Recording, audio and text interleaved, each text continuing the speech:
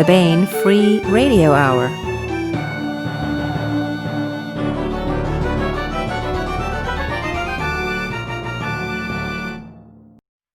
On the podcast, crossing a blue and yellow lightsaber produces a new baby green lightsaber that you have to be careful with or it will poke your eye out. E-arcs and Cherenkov sparks, plus we continue the complete audiobook serialization of David Weber's Uncompromising Honor, all right now.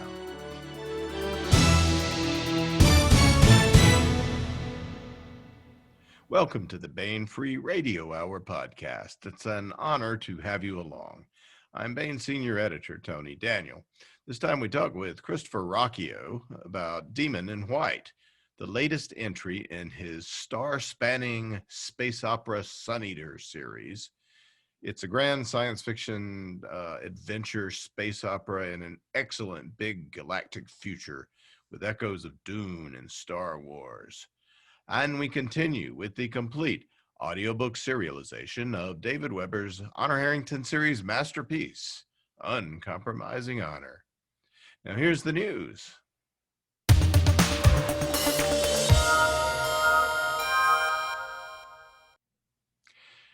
Hey, the Misty Magic September ebook sale continues this month. Save on Mercedes Lackey ebooks all September long. Save $2 per ebook on 4 of her latest titles.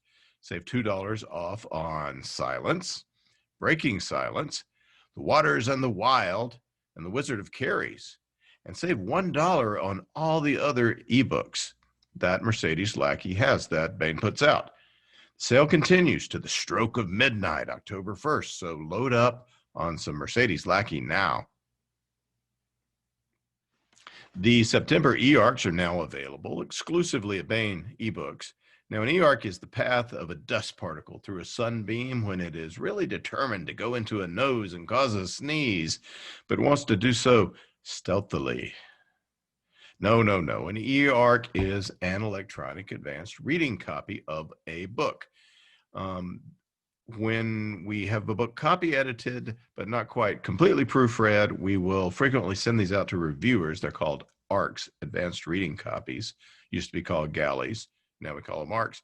But we decided some years ago that we would also make these available to our readers. So you can get these in ebook form and get a head start on your favorite author or your favorite series. These are books that will come out in about 3 months. These are mostly December books at the moment. Out now in e-art form is a new Liaden Universe novel, Traitor's Leap, by Sharon Lee and Steve Miller. The first step on the bridge to the future is a leap of faith. Clan Corval saved Liaden civilization from insurrection within, and its reward has been relentless pursuit by enemies. Now, the exiled clan leadership has sent Corval master trader Sean Yoskalen to establish new trade routes. The sooner the better. Corval's very existence depends on his success. Also out in September as an e-arc is The Founder Effect, edited by Robert A. Hampson and Sandra L. Medlock. Stake a claim on the future. 2185 CE. Humans have conquered our solar system, and now the starship Victoria carries 10,000 colonists to a world beyond. There, these colonists will build a new civilization. There, the original actors upon the stage of a new world will become celebrated in story and song. There, they will also become the stuff of legend. All new fiction from Dragon Award winner and New York Times bestselling author David Weber, Dragon Award winners Brad R. Torgerson and DJ Butler, Jody Lynn Nye, Chris Kennedy, Mark Wandry, and more, with an introduction by Larry Correia. Finally, now in e-art form, is Lost in Transmission by Will McCarthy. Death in the Queendom of Saul. Brash and idealistic, they were rebels without a cause in a world governed by science, reason, and immortality. Banished for their troubles to the starship New Hope, these children of privilege now face a bold and difficult future to settle the worlds of Barnard's Star. But what this crew of rebels will find is far from the paradise they seek. Before long, their optimistic young colony has started to show signs of strain, and worst of all, death itself has returned with a vengeance. Lost in Transmission E-Art by Will McCarthy. Founder Effect, edited by Robert A. Hampson and Sandra L. Medlock, and Trader's Leap by Sharon Lee and Steve Miller are all available in e-art format exclusively at Baen.com. Come to the website, get these e-arcs, and read on, oh philosopher of the future.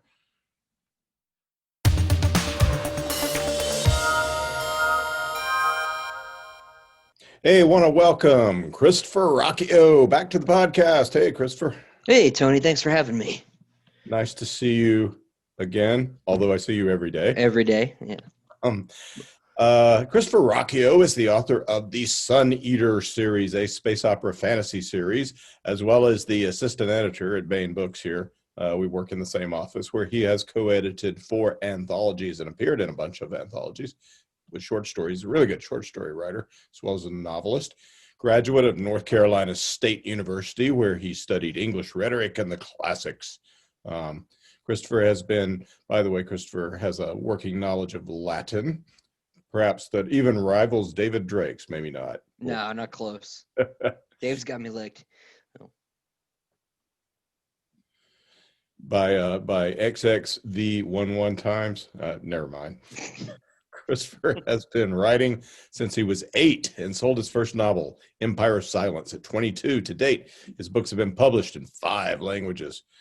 Christopher lives in Raleigh, North Carolina with his wife, Jenna, who he may be found on Facebook and Twitter with the handle The Ruocchio, which is Ruocchio, as you can see from the book cover. So out at booksellers right now is Demon in White, which is book 4 in the Sun Eater. 3.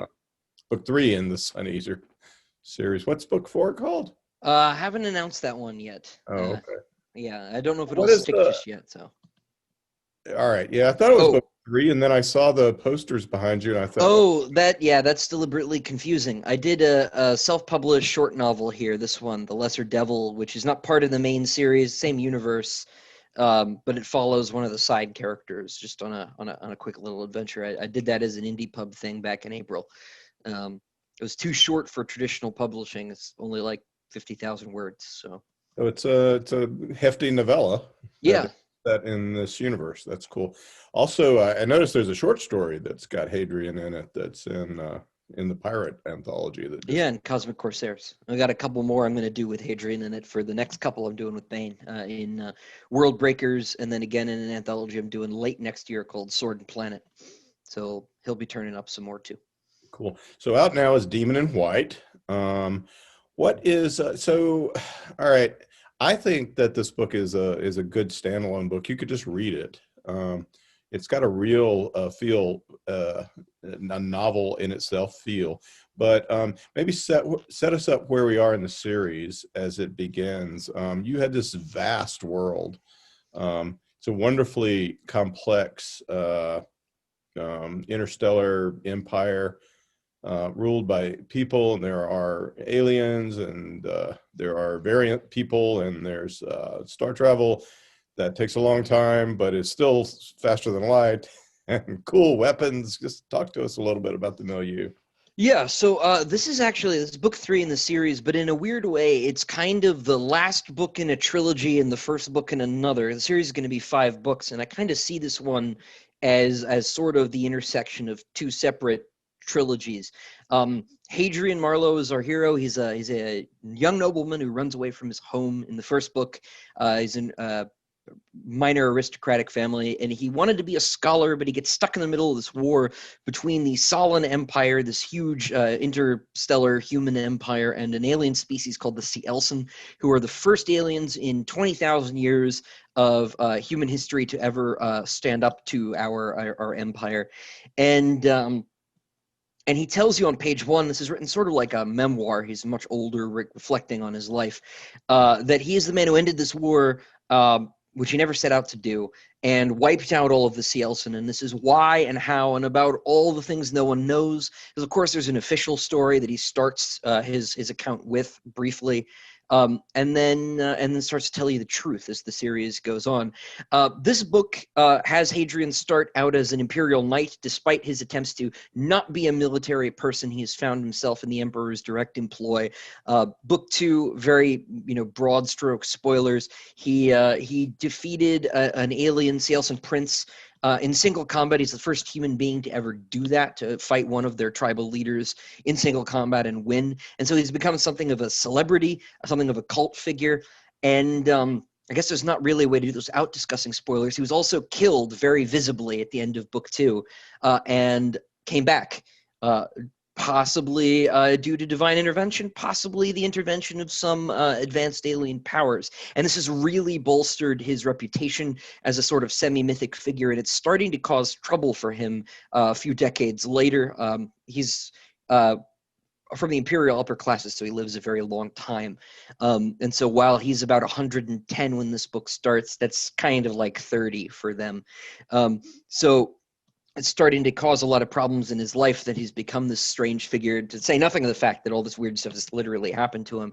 The imperial forces are starting to think, hey, maybe, yeah, he's this great, legendary hero who's done a lot of useful things for us, but maybe we're better off shot of him. So he's dealing not only with the impending alien threat, but also this threat from inside, from the other humans who are starting to be a little bit ungrateful for the things he's done. So in a sense, as I say, it's the ending of this trilogy in which Hadrian goes from being just a kid to being this sort of mythical figure. And in another sense too, it's the first book in the back half of the series wherein he finds his role as a mythical figure and goes through and completes this destiny, finishing the war that he's told everyone for the past few books that he's going to do. Yeah, and there's a lot of echoes of Roman times here. The emperor is deliberately reflecting some sort of understood, even though Earth history has kind of been mythified. He's reflecting some sense of being an emperor in the style of the Roman Empire. Yeah. And Hadrian has a triumph, and it's the same sort of thing where the generals are starting to scare the emperors, right?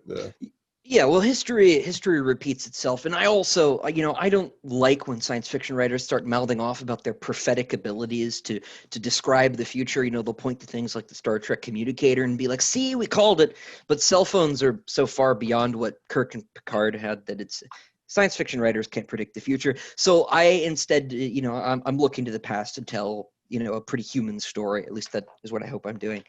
And yeah, the empire is very self-consciously Roman.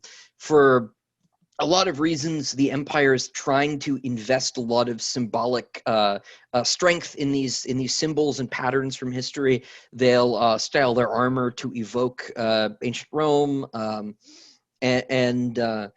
and their institutions as well reflect the Roman and the Byzantine empires. There's a little Persian influence as well in different parts of the universe and things like this. And this is something that the humans are doing very, very deliberately. They're trying to lean on these mythical structures in part to impress the peasantry, right? Like, oh, we have this deep connective tissue going back to our mythic past, right? But in part, that's just my classics background bleeding through. But yeah, this book does have sort of a mid to late Roman vibe where generals like Aetius Flavius and stuff are starting to pose a threat to the entrenched bureaucracy back in Rome, which is, something that you see too with Caesar, right? The whole Caesarian episode is because Caesar, as a military commander, has become more popular and powerful than the entrenched Optimate families, Brutus Cassius, the Roman swamp, if you will. And so Hadrian is, despite the fact that he has no imperial pretensions, he doesn't want the throne, is seen by a lot of the more entrenched noble families as a threat to the imperial system, and so it's repeating a bit of that history. Yeah. And he is a threat because he wants to win more than he cares about preserving everyone's privileges. Totally. Save the empire. Yeah, it's more important to save the empire and humanity broadly than it is to make sure everybody gets to keep their comfortable chairs, for sure. and that definitely ruffles some feathers. And he makes enemies too. And when people cross him, I mean, gosh, doesn't matter who they are. So for sure. Sometimes take offense, especially if they don't like his girlfriend. Yeah, he's a little old-fashioned that way, which I like. I am too. So yeah. So there is a lot of honor and tradition in this that is part of the sort of space opera culture of this world. Is really cool the way you work it out. I do hope you can predict the future in some manner, though, because I want a high matter sword. yeah, me too. Can you explain Hadrian's weapon of choice?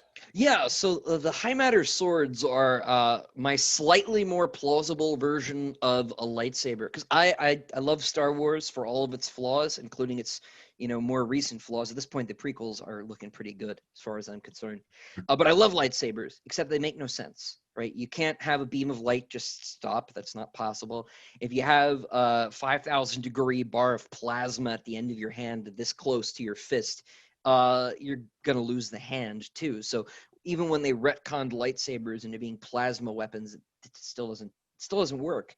And if you take out a flashlight, if you've ever been that kid, and I was that kid, and you swing it around, you're gonna track the beam across your body because there's no blade to give weight to. It messes up the weight distribution, so you can't use it like a sword at all. And high matter relies on some of the more hypothetical forms of exotic matter that the standard model predicts that there might be some kinds of matter that aren't just on the regular periodic table. So I just decided that one of these is a kind of liquid metal that can be programmed. I'm making up the substance. Well, it's pretty cool that you come up with a pretty nice hand-wavy plausible way that makes it rare and only available to the super wealthy and such, with the way that you have to mine like certain exotic particles from, it's quite a process, and only artisans can make these things. Yeah, you need a huge particle collider to generate high matter atoms at a time, right? So it takes decades to generate enough material to build one of these swords. There are other applications, industrial applications, that people use it for, but one of the more frivolous ones is to program these extremely sharp blades. They're about a molecule wide at the edge, so they can cut through virtually anything. The only thing that's kind of high matter proof is going to be one of those like long chain carbon molecule composites, right? Because you can't break the atomic bonds just by hitting it with the sharp stick. Right. It may come into some sort of it might mean something in the book that there is something that can stop high matter. Yes, yeah. So there are like these carbon composites that, because the atomic bonds are the molecules are longer than the sword is wide. They can't cut through that stuff. So yeah, you build armor out of that. And you can build stuff that is high matter proof, but it's going through normal people's flesh. It's going through most armor. It's going through rock and steel and all this stuff. So it's got basically the practical use of a lightsaber. And I want to actually, and I try to reflect this in the way that the sword fighting scenes are written too. You don't have to use it like a sword. Because a regular sword, if you thrust out, right, and someone like dodges by twisting aside, you can't then cut down through them, right? Because there's not enough force behind the blade, but you can do that with high matter. So it's not used. The fencing has evolved a little bit past how we do them now with steel weapons, right? So I try to play with that too. And change the actual dynamics of the fighting, which is really fun, because I was a fencing kid for like 8 years and did some HEMA stuff too, and there's a lot of sword fighting background in the way that the action scenes work. So. Yeah, it really comes through. Hold on just a second. I want to make sure that my No worries. Oh.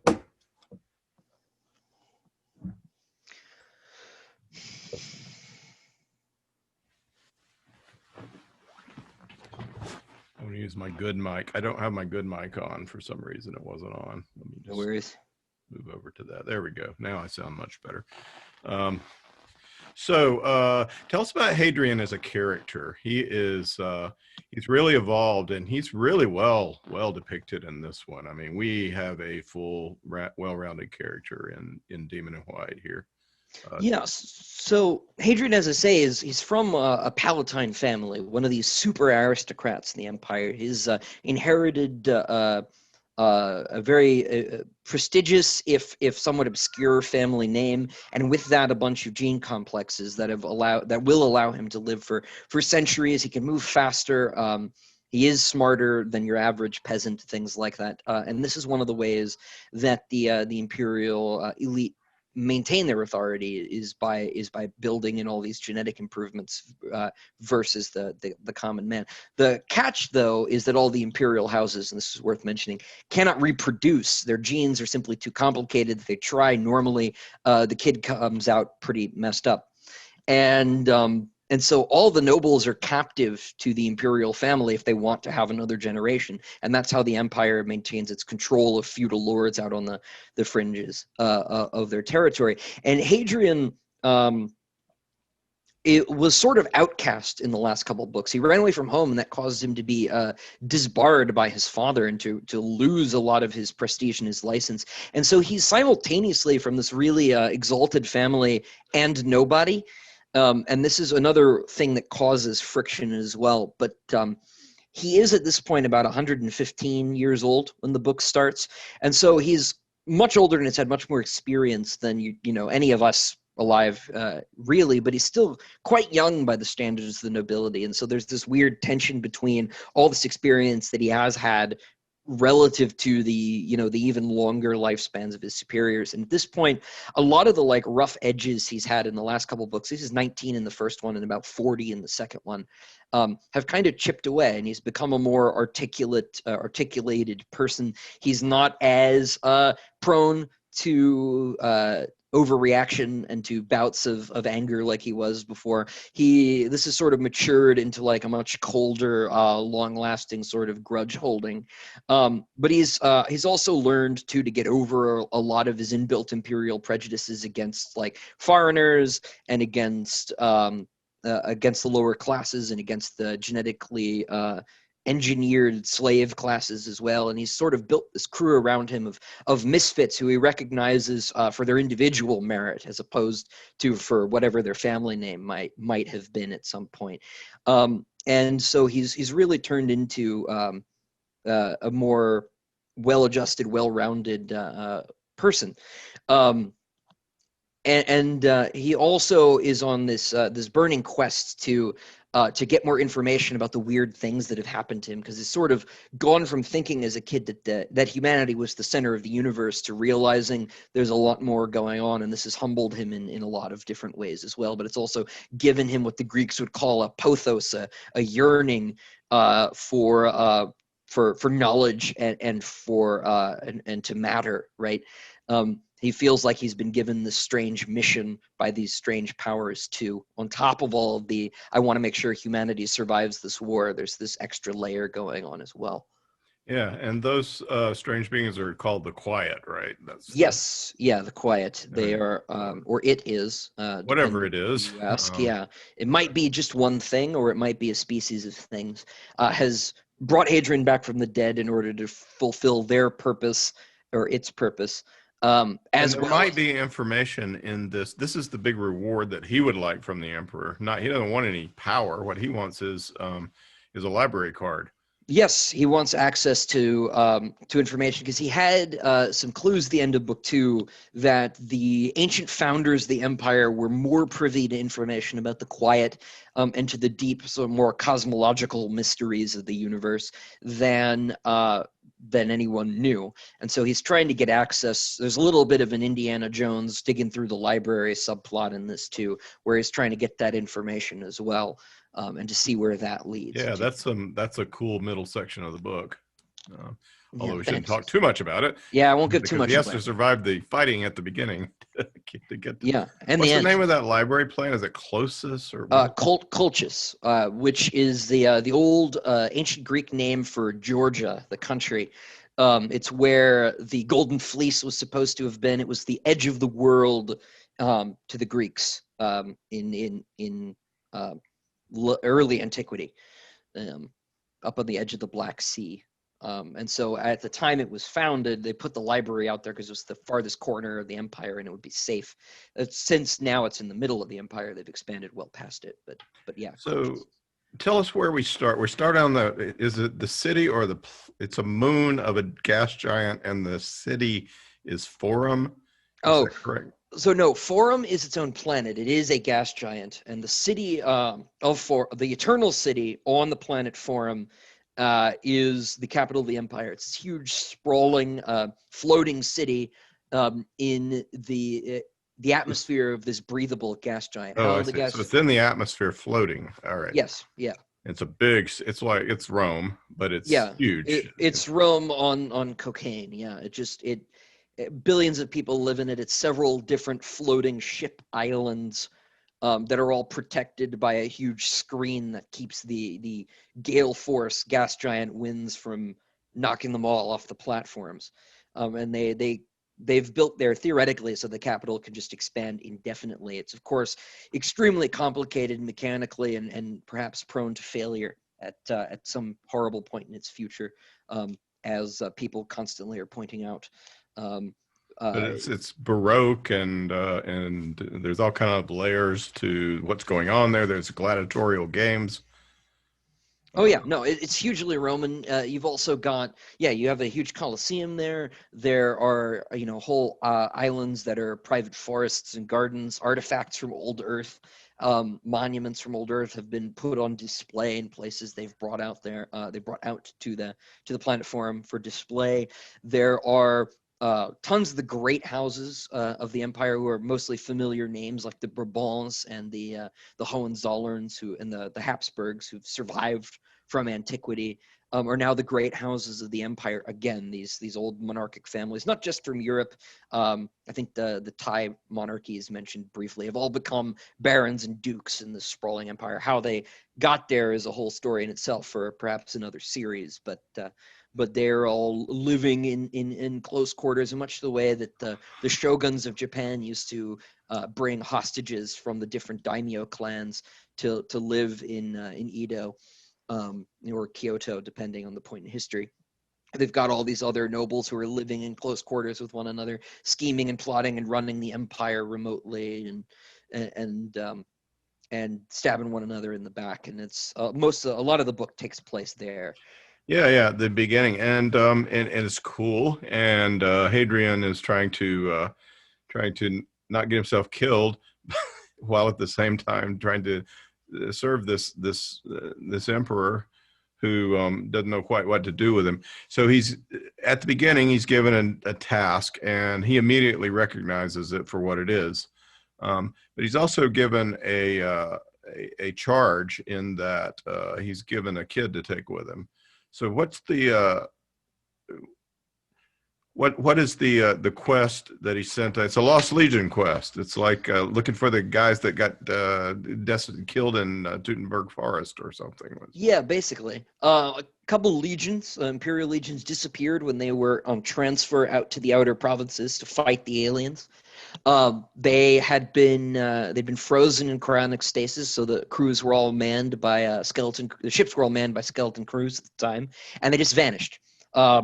Tens of thousands of men just gone, and Hadrian is supposed to go find them, which is almost impossible task, mathematically speaking. You've got to scan, cubic light years of space to try and find any sign of what happened. And by the time you get out there, it's been years. So he knows that this is a quest he's meant to fail, and that the whole point of it is just to get him out of the imperial capital for, 30, 40 years, because while he's frozen in transit getting out there, and while his crews are working in shifts trying to figure out what happened, politics will be moving on back at Forum. He will return decades later, possibly irrelevant.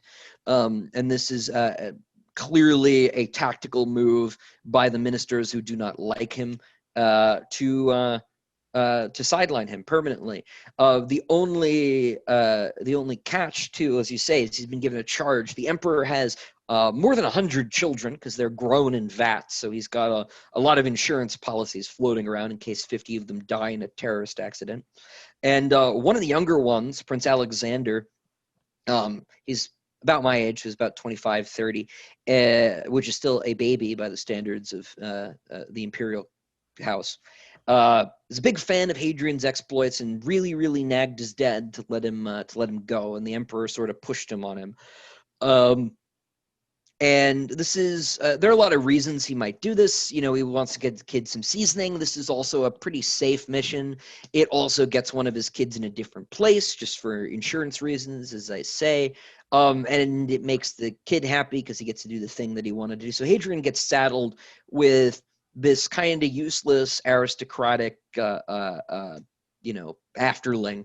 and tries to teach him how to be a better knight. And in Alexander, we see a lot of who Hadrian kind of used to be as a kid. He's very impulsive. He's very arrogant, very brash, but doesn't actually know that much. And so a lot of the Alexander story is Hadrian sort of looking back on who he was and trying to move on. But he also is extremely frustrated by this, as we all are, by people who are too much like ourselves, I think. And so there's some tension there as he's trying to tutor this young kid. And it has its ups and downs, shall we say. Yeah. Oh, I love those kind of stories of the young prince who gets put in his place and maybe learns a few things and becomes a better person. Although I don't know if Alexander becomes a better person, but maybe we'll see. And the other thing is that contrary to what everyone expected, he does find some Cielson. And what are these bad guys like? And in fact, there may be an alliance between the really hated ancient, what do they call them? Exosolarians? The human barbarians, the extrasolarians, with the Cielson. People that use AI, is that it? Or they're descended from the people who did. Yeah. So sort of a big question. We'll start the extras first. The extrasolarians are the descendants of people who did not want to be annexed by the Empire, along with people who run out to escape from the Empire and from the other bigger interstellar civilizations because they don't want to be governed, which, fair enough. They mostly live in asteroid belts and in the dead of space, between star systems where there's, thousands of light years of empty space that's got rocks and asteroids and rogue planets out there. And they live basically on the worthless galactic real estate underground in all these places. And they'll do trade in things that the Empire doesn't allow, because the Empire is pretty technophobic. They're hugely opposed to artificial intelligence. There's a lot of genetic manipulation that you can't do. Cloning, for instance, is quite illegal. And the extrasolarians specialize in all these things. They like to move their brains into robot bodies or do all sorts of weird mutations on themselves. Things that the Empire just doesn't want to mess with because they're pretty damn traditionalist and they want people to stay people and not develop weird artificial intelligences. And there are a lot of reasons for that. AI is very dangerous. It nearly destroyed humanity in antiquity. Between our time and theirs. And so the Empire tries really hard to police the development of these things, but the extras are always working at that on the sidelines. And so they become a natural ally to the Cielson, who are this migratory, tribal, alien warrior culture that also lives in hollowed out asteroids and rogue planets and drives them around in these huge migratory fleets. They'll sack a planet and then they'll move on. This is sort of in sort of the same way that the Roman Empire had to deal with the Huns, or the Persians had to deal with the Sakai and the Massagetai, the nomadic steppe cultures. And so, which is except the Cielson are cannibals. They're not cannibals. Yeah. They just eat people. Yeah, except that the Cielson, are way worse than any of the Huns or the Massagetai ever were. They eat people. They do horrible, horrible things to people and to each other. Frankly, they're pretty twisted and messed up. They'll hang. They'll wear human skins as capes and things like that just because they can.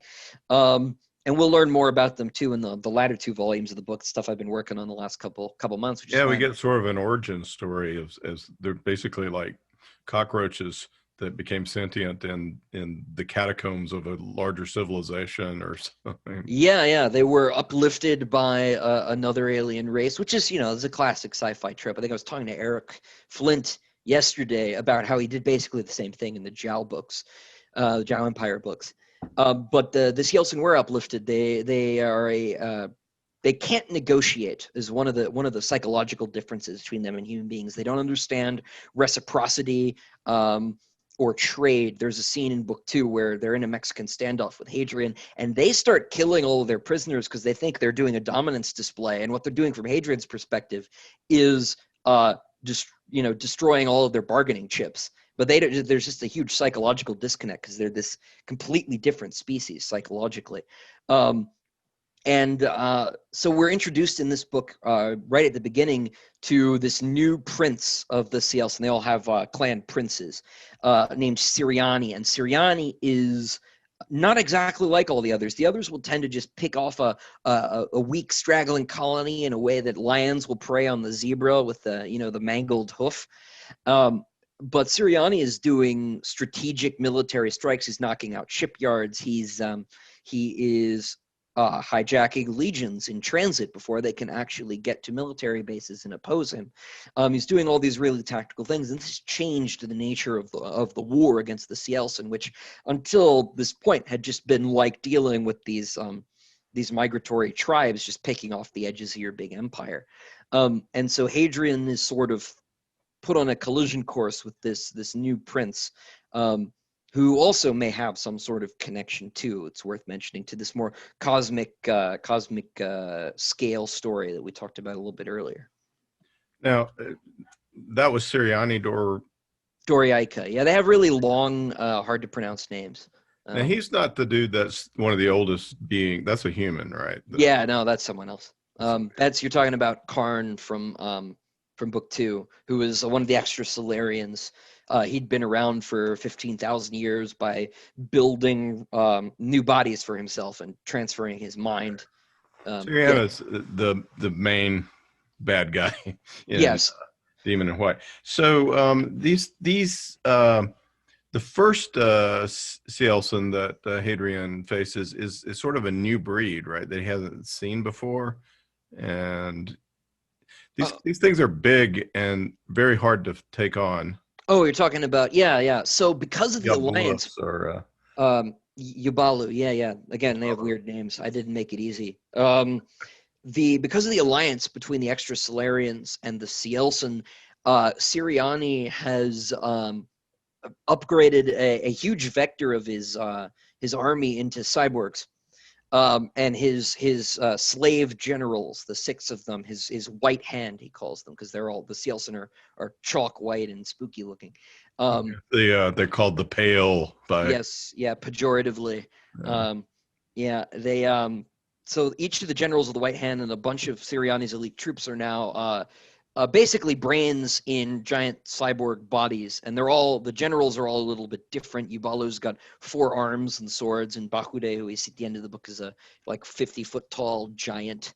And so they've basically adopted the extra Solarian body modification practices and have moved their brains and certain vital organs into these huge AI chassis. Robot chassis. In order to be more dangerous and more deadly. And so, they're a pain in the ass to kill. So we've got a couple, I hesitate to call them boss fights because I played too many video games. We've got a couple huge alien cyborg boss fights in this. So what are let's talk about some of the other characters who are cool and fun. We talked about Alexander. What about Valka? Oh, yeah. So Valka is Hadrian's paramour, not wife. They have not married in decades. She is from a country called the Demarchy of Tavros. And the Demarchists are kind of techno-socialists. So she and Hadrian being a traditionalist empire guy, do not get along philosophically, but they've slowly started to respect one another after all. They had a really rocky start, and they've slowly sort of become an old married couple as they've bonded over their love of alien archaeology. Valka is a xenologist by trade, and Hadrian was an enthusiastic nobleman who liked aliens, which of course pissed her off starting out because he's not a professional. But they've slowly come to respect one another. And she now is working kind of as an attaché for the Empire, helping to translate Cielson artifacts. She was more interested in the Quiet's ruins in the first couple books, but as a relationship between the Quiet and these other ancient cultures, alien cultures, and the Cielson has become more explicit. She's started studying them as well and has been helping Hadrian and the Imperial military understand these things. And so she's sort of softened on the whole Empire thing, and on Hadrian's more stolid traditionalist views as things have gone on, which has been fun. She's pretty flippant about the whole thing. She's a excellent foil to any imperial pretensions he might have. If anyone comes along with 20 titles, Valka will just sort of, flip them off and keep walking, which is always fun because, as much as I like the 28 titles and the golden marble, it is also fun to poke fun at these things, and you run the risk of the whole universe taking itself too seriously if there's not someone around to be like, but why? And Valka usually is like, why do you need 40 people to carry your fancy chair? Like, that's stupid. And that's a lot of who she is sort of the, why is your empire this way, Hadrian? Why do you think this is okay? And they go back and forth frequently with things about things like that. And she just cannot take the pomp and circumstance seriously, which leads to some pretty fun back and forth for sure. Yeah, but they are at this point they're quite a couple, and anybody that comes between them is going to be in for trouble. Oh, big time! Yeah, they're both pretty protective of one another to the death. With a little bit of that in both directions in this one, which was fun. I didn't want to write another like budding romance story. Because a lot of stories do that. So I kind of skipped in the decades since book 2, and they're very much like, without being formally married, they're very much an old married couple, right? There's not really any sunlight between them, and it was really fun to do that dynamic instead of the sort of testing the waters, will they, won't they? Well, let's talk about those intervening years and the way that you do it in the book. Which, all right, so there's this ship called the Tamerlane.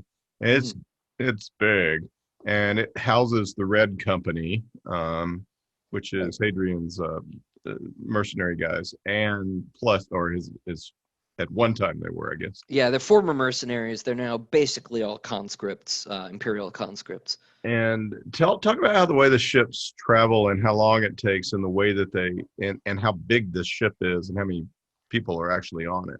Now, so the Tamerlane is about 12 miles long, and it has a crew complement of 90,000, most of whom are frozen at any given time. The actual naval crew is probably only about 2,000. The rest are all going to be, land personnel, or because most battles are either ship-to-ship boarding because of the way that force field shields work, or actual landing ground deployment stuff. Just this is how humans have been doing wars, to keep it from being too thermonuclear for thousands of years. And so the Tamerlane is huge, and most of the crew spends their time asleep, including the main ship crew, because even though we have warp drive, it still takes decades to get from one planet to another, because galaxies are way bigger than Gene Roddenberry would lead you to believe. And so despite the fact that the Empire is 20,000 years old approximately, we've only covered about a third of the galactic volume. And it is that expansion that brought us into contact with the Cielson in the first place. However, and even still, it takes decades to get from point A to point B. And so you have a whole class of Imperial naval personnel whose job basically are just to be ferrymen. I did a short story at COSMIC CORSAIRS about the commander who runs this ship when everyone is asleep and they're moving faster than light, so they're pretty safe. They're running, this giant 12-mile long ship with maybe a few hundred people. And so a lot of time passes even within the book as they're traveling from planet to planet. It might be, they might take 10 years to get somewhere. The crew has been asleep for all but the first 3 months of that, right? And so certain characters will age past one another as time goes on throughout the series. And I've buried a lot of that in between books too. There have been side adventures, people who've gone on other battles, fought, that aren't in this part of Hadrian's account of what happened. And that way I can go back and backfill with novellas and short stories if I want to do that, which is the main reason that I've put big gaps between each of the books. But that also allows me to start each book and end it in a self-contained way, even though you very often might need the previous volumes to get fully everything that's going on. I hope that the end result is that each book's been pretty self-contained. So if someone grabs 2 or 3 by mistake, especially this one, I do think you can kind of jump in here if you wanted to. You get a contained story. And Hadrian stays on these trips. He'll stay awake for a couple of years sometimes and just hang out with himself and read. Yeah, he needs a lot of time to decompress. Living at the Imperial Court in particular does not allow him a lot of downtime, and living a life between battles too is pretty stressful. So, and it's also the case too that Hadrian has dreams when he freezes himself, which you're not supposed to have, and so it's not exactly fun for him to be frozen for 20 years.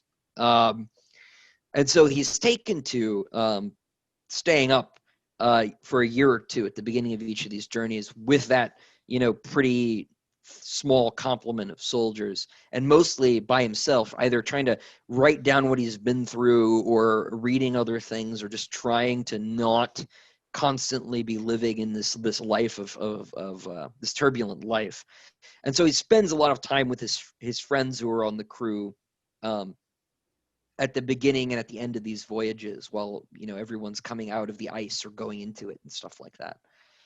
So we get a little bit of downtime between episodes of violence. Yeah, and there is you use it rather horrifically in this because the Lost Legions. I mean, if say pirates or Sealson took your ship while you're in this fugue, you could wake up with an alien about ready to munch on you. Oh yeah, big time. Or you might not wake up at all. Or you might not wake up at all. They'll crack you out of the cryopod and just start eating you. Yeah. Or something could go wrong and you'll die, like at the beginning of Planet of the Apes. Or it's a risky proposition because they got to pull all your blood out and pump you full of antifreeze, basically, to keep your cells from crystallizing. And yeah, all sorts of things go wrong. Yeah. What are some other the way you wrote this reminded me? I mean, I know that Gene Wolfe is a big influence on you, and the way that Severian is recounting his story in the Book of the New Sun, is similar. Yeah, so this is written in first person, and it is I'm doing the same basic trick that Gene Wolfe did, right? Where this is literally his book that he's written that some scholar has translated into English. There's a class of sort of monastic scientists in Hadrian's universe, the scholiasts, and they speak English the way that medieval monks spoke Latin. And so this is supposed to be a translation into our English for their use in the libraries, for historical research. And that's why there's an English translation of this. And so there are a lot of tricks with the narration style. Hadrian will turn and he'll talk to us pretty self-consciously about his life in various places, the way that Severian does, the way that a lot of first-person narrators do. And he'll use, tricks like that to cover gaps in time, or to say, I'm not going to talk about this part because I think it's boring. And the thing that I like about first-person narration is that basically the entire text is characterization. Now, when you're doing a third-person, narrative, and I like third-person stories too. I actually hated first-person when I was a kid, and I came around sometime in high school. But every spare word, every description, if Hadrian stops to tell you what a tree looks like, then we know he's the kind of guy who wants to tell you what the trees looked like. And Hadrian is this hugely sort of Byronic, sort of poetic, over-the-top guy. My beta readers like to call him a drama queen. And so there's a recurring gag in each book where someone asks him if he's always like this. And he's like, yep. Ask anybody who knows me. And so there are also these recurring jokes like that throughout each book. They'll Yeah. Well, you there's know, some poetry in his soul. I mean, I was yeah. going to read this toward the end, but this is one of my favorite sentences out of the book. He says, "And if you burn long enough and bright, as I have done, you come back to that simple truth of childhood. The world of the scientist, of engineers, and mathematician does not exist. We live in stories. In the demon-haunted world of myth, we are heroes and dragons, evil and divine."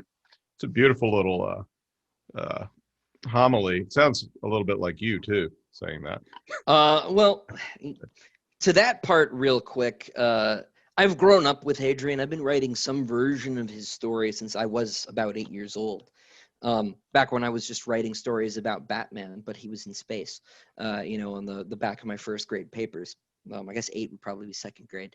But, so I don't actually know, this sounds silly, right? I don't know like where some of Hadrian's mannerisms start and mine end, just because I've been working with this character for so long. You get writers like Robert Howard would say that there was just a day that Conan walked up to him across the fields of Texas and said, "You must write my story, Robert of Texas."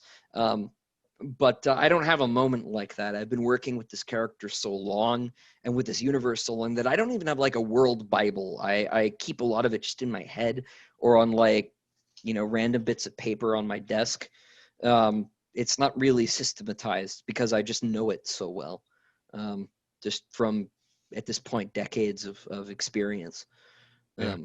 Well, it really, I mean, the feel comes across so well in the intricacy and completeness of the world building. So, what else can we say about it that we haven't touched on? At least there's a lot to this book. It's long. It's one of them doorstop books. It's like a Weber in that sense. Yeah, it's about 300,000 words. They're getting too long, frankly. I'm trying desperately to keep to get book 4 shorter than this one, and it is not going well. Well, there's a lot of action. It's not yeah, that's wasted wordage, that's for sure. True. And talking about all the poetry, this one's got a couple battles in it, 2 or 3 big ones, and they take up huge chunks of the book. We've got a big siege episode in the book. We've got a space battle, first space battle I've ever written, actually, which was challenging, something that I hadn't done before or even tried. It's quite different than David Weber space battle. I don't know so much about missiles and Navy tactics, but what I do know is sword fighting, and so a lot of the space combat in my book is, as I said, about boarding and trying to take the enemy ships. And so I've tried to find a way, in much the same way that the Romans figured out how to defeat the Carthaginians by turning their naval battles into land battles by attacking their ships with boarding bridges. I've found a way to turn my space battles into sword fights. So there's a lot of that sort of up-close action. We're dealing with these crazy augmented, giant aliens. There's a little science fantasy we could get into, but I can't really get into that without spoiling things. There's some stuff that might be indistinguishable from magic later on. But we've got a cast of thousands. We've got huge sprawling universe to look at. This was really a kitchen sink novel to an extent that even the previous 2 weren't. There's a lot in this one. I think if you've read Empire Silence and Howling Dark, this one kind of puts all the elements from those 2 books back together, because books 1 and 2 kind of felt like almost they were in different universes. Book 1 was kind of so like low fantasy and space, gladiator fights and swords, and book 1 was, and book 2 was all cyberpunk and robots and body horror and modification and stuff that didn't really mesh, but this one really brings it all together, I think. Yeah, there's body horror and gladiatorial combat and giant space battles. Yeah, so got a bit of everything in this one. And I also think it's a little bit, in a perverse way, I think it's lighter and more fun than the last one. The last one was pretty spooky, and this one I think's got more of a sprawling, swashbuckling sort of Sinbad sensibility to it in places. At least that's what I was aiming for. Well, I think you've achieved it, and I think this is a wonderful, big sort of climactic novel in the series, and everyone should rush out and give it a look. The book is Demon in White by Christopher Ruocchio. Christopher, thanks so much for talking with us about Demon in White. Thanks for having me, Tony. It's always fun.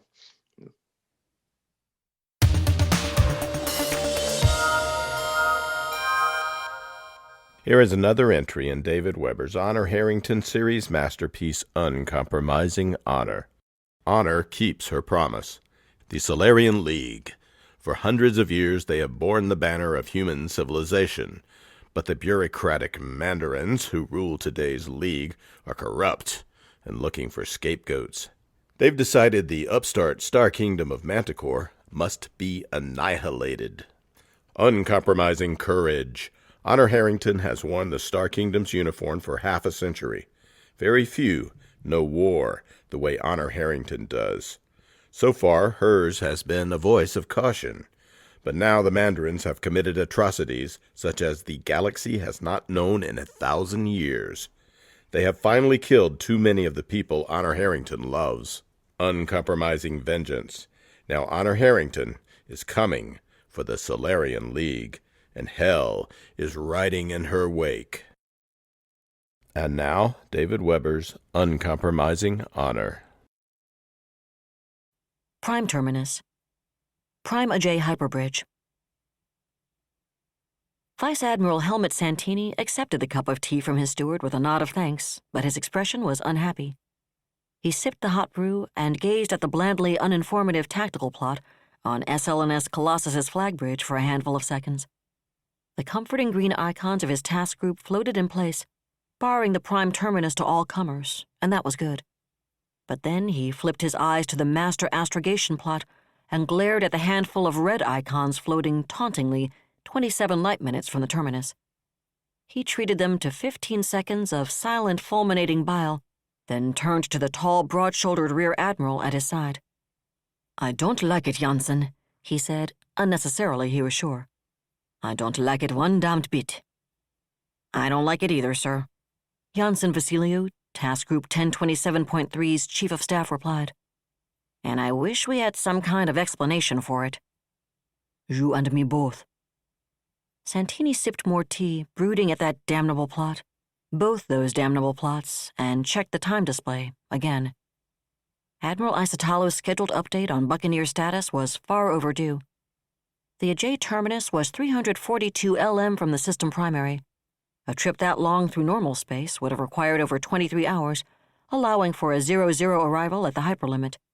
But 5.7 light hours didn't qualify as a microjump in anyone's book, and in hyper, going only as high as the gamma bands, TF-1027's other task group should have made the trip in just under 37 minutes. By that calculation, Isotalo had crossed into the inner system over 9 hours ago. Even assuming there had been some reason she couldn't send a destroyer back to the terminus with dispatches, a lightspeed message announcing her arrival in orbit around Elm, the system's only inhabited planet, should have reached the damned picket destroyers 3.5 damned hours ago, at which point one of them should damned well have returned to the prime terminus to give him some damned idea what was going on. He wished, more than he could possibly have said, he could blame it on Isotalo's sloppiness, but the one thing Jane Isotalo wasn't was sloppy. There was a reason, a compelling reason she hadn't sent him that update, and he was unhappily certain he wouldn't have liked Vasiliou's explanation if they'd had it. Not that not having it was inspiring any cartwheels of joy. "Send one of the tin cans through to check with the picket, sir?" Vasiliou asked, quietly enough no one else on Flagbridge was likely to hear him. "Tempting," Santini acknowledged, "but Admiral Isotalo took over 50 starships through that terminus. If there's something on the other side nasty enough to keep her from sending us even an update, what do you think it's going to do to a destroyer?" "I thought about that, sir." Vasiliou's voice was even softer, and although his expression remained merely calm and attentive, there was something very dark at the backs of his eyes. But they were unflinching, those eyes, and they met Santini's levelly. "The thing is, sir, that would be a message of its own, wouldn't it?" Santini's jaw tightened, and he clamped down on an urge to rip off his chief of staff's head for even suggesting the cold-blooded sacrifice of a destroyer and its crew. Unfortunately, it was an eminently sound suggestion. There was no way he could justify taking his entire task group through, even in a simultaneous transit, without some idea of what had happened to the rest of the task force. The one thing he did know was that there were, or had been, he amended grimly, 3 Solarian destroyers directly atop the far side of the terminus. If something had gotten close enough to prevent even one of them from escaping back to Prime, it was probably nasty enough to deal with 16 battlecruisers, all but 2 of them the older Indefatigable class, and 14 destroyers if he was obliging enough to deliver them without impeller wedges or sidewalls. So yes, Janssen's right, he thought, and he's got the guts to say it. If we send a tin can through and it doesn't come back, I'll have no choice but to conclude that the Admiral's been cut off from retreat through the terminus, at the very least. I can always assume that's what's happened without sacrificing a destroyer, but an assumption would be all it was. The truth is, I need some sort of confirmation, and paying the price of a destroyer would be a hell of a lot cheaper than losing the entire task group.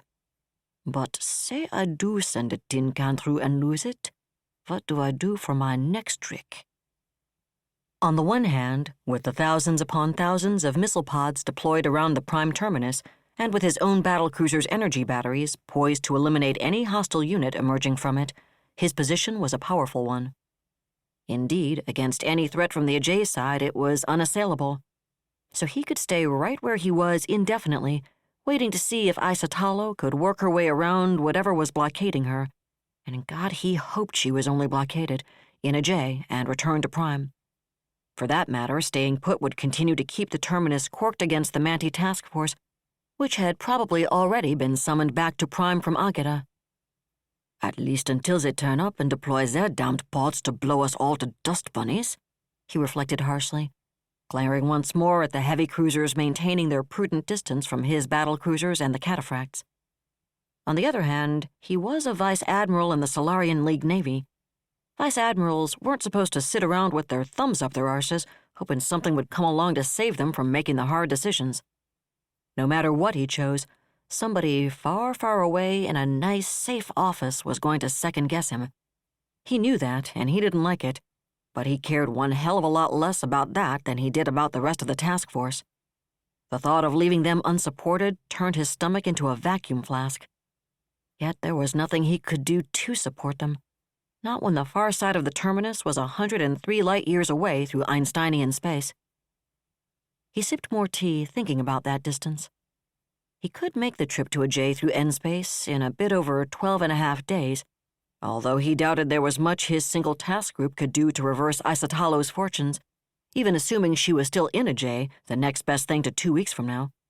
No, that was a non-option for a whole host of reasons. But at the very least, he had to inform Old Terra about the rest of TF-1027's disquieting silence. Only he didn't really have anything to tell Admiral Kingsford, did he? They went into the terminus and they didn't come out again wasn't a hell of a lot of information.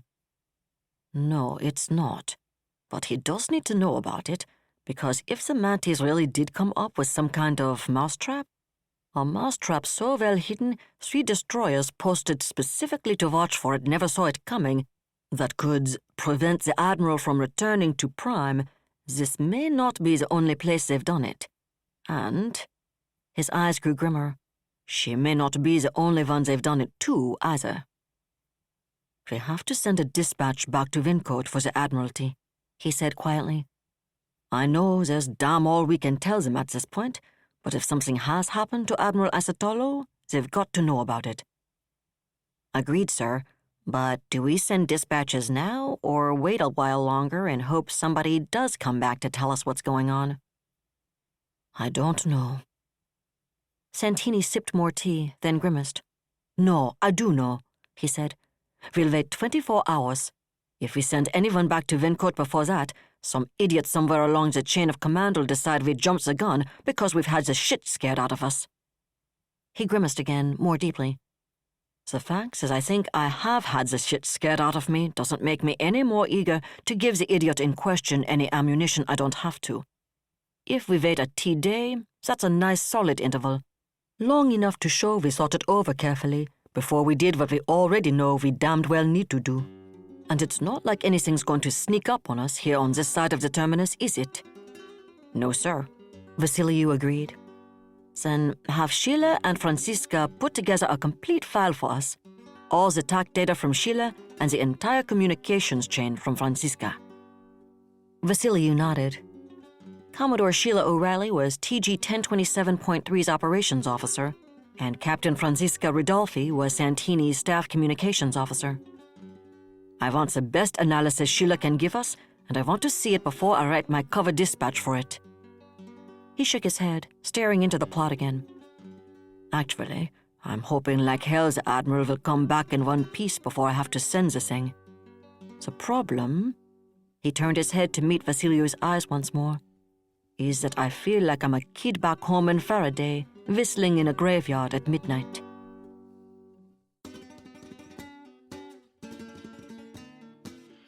That was another entry in the complete audiobook serialization of Uncompromising Honor by David Weber. And that's it for the podcast. Thanks to Audible.com and to podcast theme composer Ruth Judkowitz. And a large Hadron Collider filled with a lifetime supply of high matter cocoa pebbles swimming in a chocolatey plasma. Yum! Plus thanks and praise for Christopher Ruocchio, author of Demon in White. Please join us next time here at the hammering heart of science fiction and fantasy, and keep reaching for the stars.